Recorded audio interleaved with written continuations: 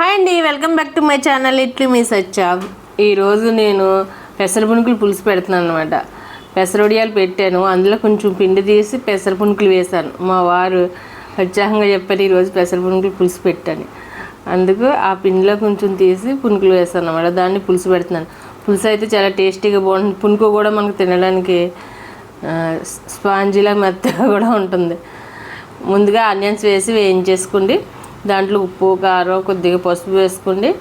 మనం కొంచెం చింతపండు, కోడిగుడ్డ అంత చింతపండు తీసుకుని నానబెట్టుకుని దాన్ని కూడా పులుసు వేసేసి దాన్ని మరగనివ్వాలన్నమాట.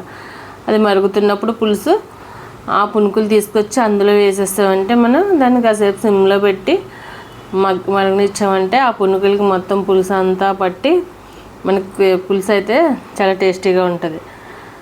అందరూ ఇష్టపడి తింటారు, బాగుంటుంది. మీరు ఎప్పుడన్నా ట్రై చేస్తారా పెసర పునుకుల పులుసు? Thank you for watching. Like చేయండి, షేర్ చేయండి, సబ్స్క్రైబ్ చేయండి.